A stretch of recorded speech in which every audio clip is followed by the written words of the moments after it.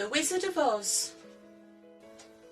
Dorothy lived on a lonely farm in Kansas with her Uncle Henry and Aunt Em and her little dog Toto. One day the wind began to howl. "It's a whirlwind," cried Aunt Em. "Everyone to the cellar."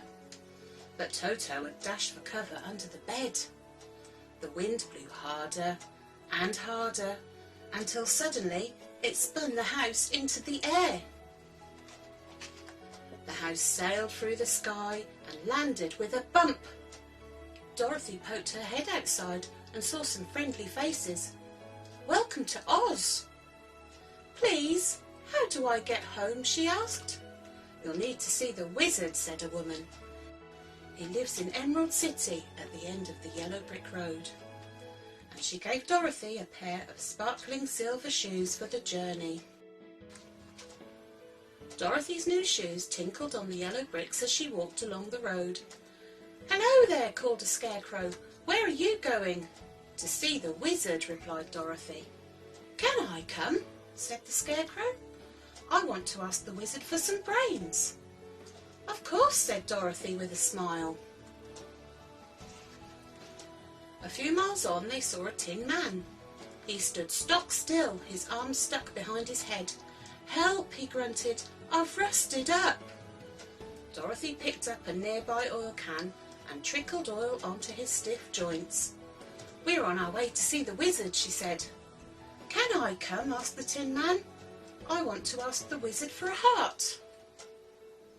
They had barely set off again when a lion leapt out of the trees with a terrible roar. The scarecrow trembled, but Toto barked. "Oh," yelped the lion, "don't hurt me. I heard you talking about the wizard, and I want him to make me brave. Let me come with you." The four of them followed the yellow brick road as it wound on and on, past forests and rivers and fields. At last they came to a city of glittering emeralds. A gatekeeper gave them each a pair of green glasses and led them to the wizard's palace. "I'll help you if you help me," said the wizard. "First, you must kill the wicked witch."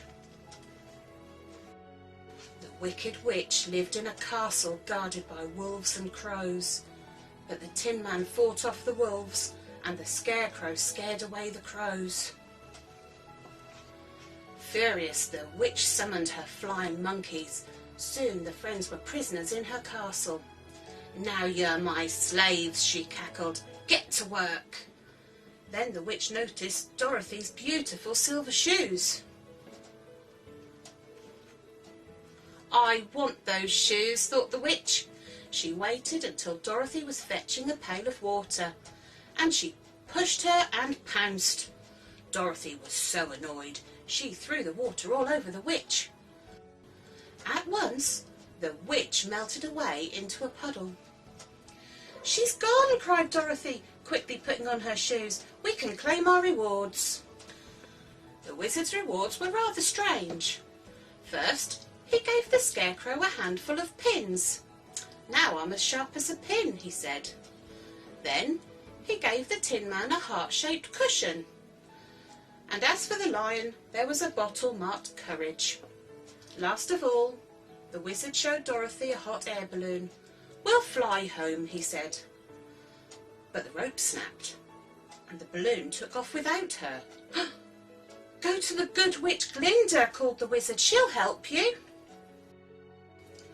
Dorothy was in despair, but her friends took her to Glinda's palace.